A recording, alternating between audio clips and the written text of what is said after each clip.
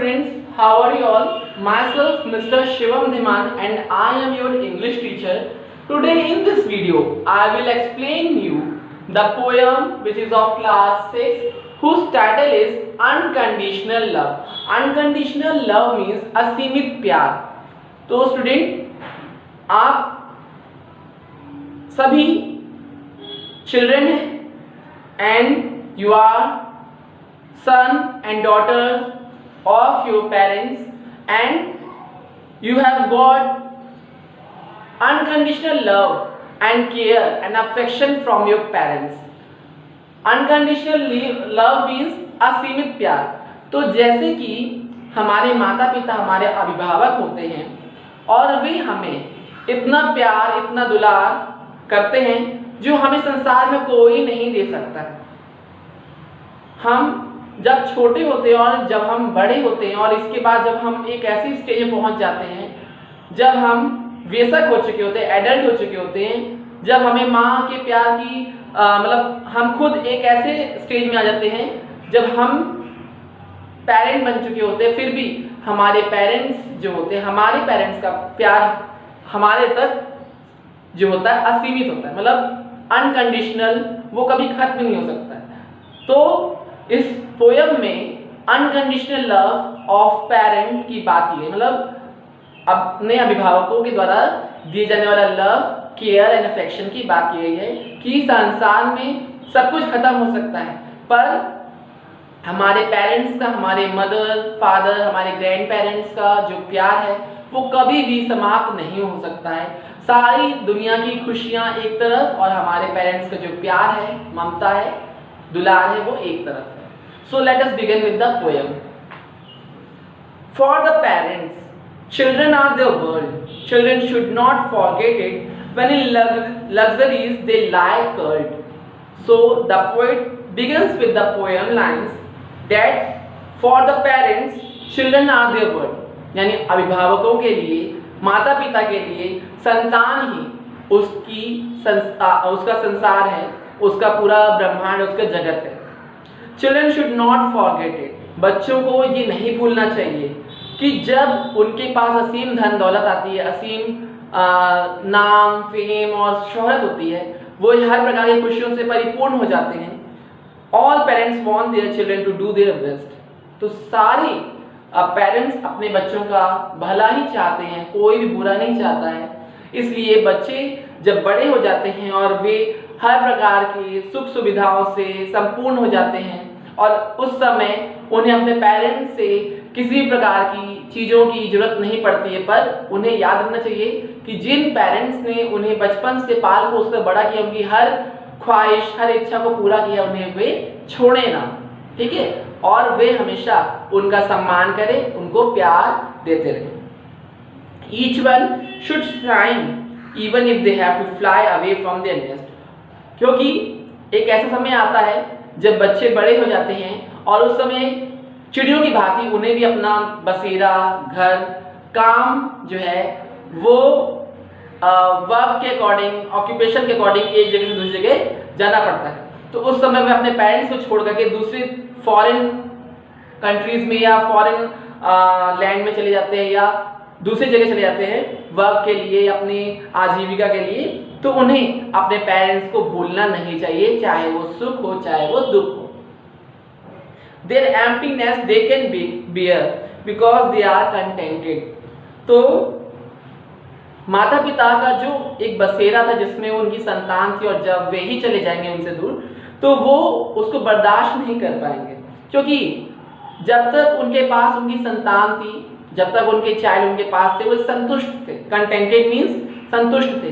पर जैसे ही उनके संसार का जो सुख है, मतलब माता पिता का जो संसार का सुख क्या है, उनके चिल्ड्रन, उनके बच्चों, मतलब बच्चों की खुशी, अगर वो बच्चे ही उनसे दूर हो जाएंगे तो वे कैसे खुश रहेंगे. Their children are doing well elsewhere. जो बच्चे हैं वो दूसरी जगह जाकर क्या कर रहे हैं, खुश हो रहे हैं, अपना प्रोग्रेस कर रहे हैं, अपना डेवलपमेंट कर रहे हैं. But can't beer if the child don't care. तो माता पिता कभी भी सह नहीं पाएंगे अगर उनके बच्चे उनकी अवहेलना करेंगे और उनसे दूर हो जाएंगे. Children who don't obey, don't know when to study, when to play, trouble their parents each day.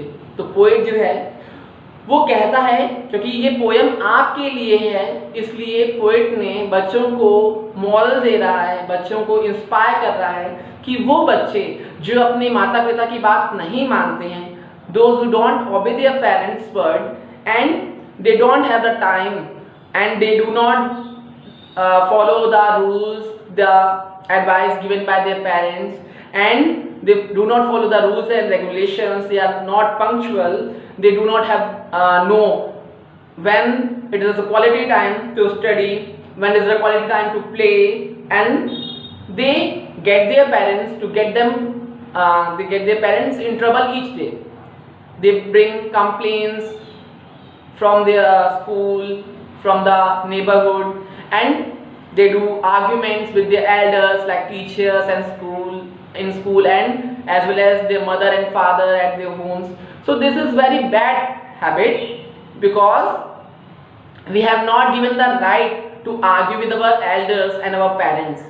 यानी कहने का मतलब है कि हमें कोई अधिकार नहीं अपने माता पिता से, अपने शिक्षकों से या अपने बड़े बूढ़ों से जवाबदेही मतलब जवाब लगाने का या उनके साथ आर्ग्यूमेंट करने का हमें कोई अधिकार नहीं। हम बहुत छोटे हैं और अपनी हमें जो हमें पोजीशन है वो याद रखनी चाहिए, क्योंकि समय आने पर यही लोग हमारी सहायता करेंगे।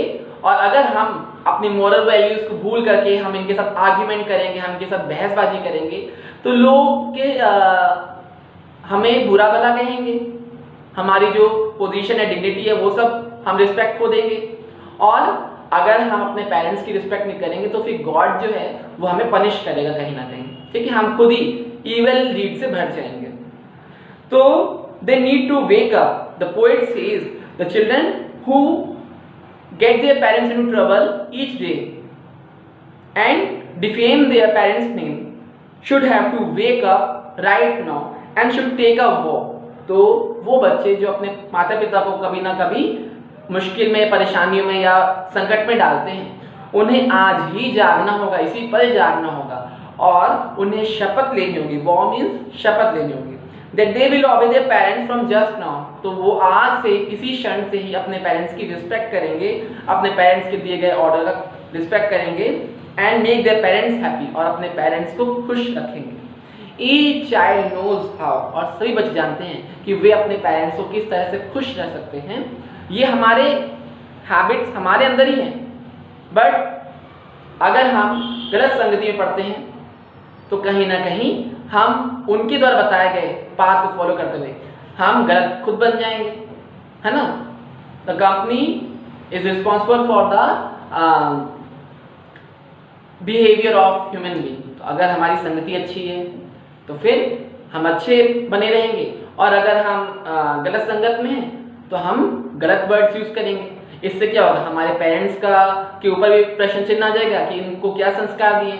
आजकल आप जानते हैं कि बच्चे जो हैं मोहल्लों में खेलते हैं या आपके आसपास ही कुछ बच्चे होते हैं जो गलत वर्ड्स का यूज़ करते हैं, अब्यूजिव वर्ड्स का, ऑफेंसिव वर्ड्स का, या गलत टॉक्स करते हैं, जो कि आप लोग के लिए बना ही नहीं है। मतलब आप अगर ह्यूमन बीइंग जो है वो सबसे सोशलाइज और सबसे वेल कैपेबल ह्यूमन बीइंग जो है वो वेल कैपेबल है, सबसे एडवांस क्रिएचर है नेचर का।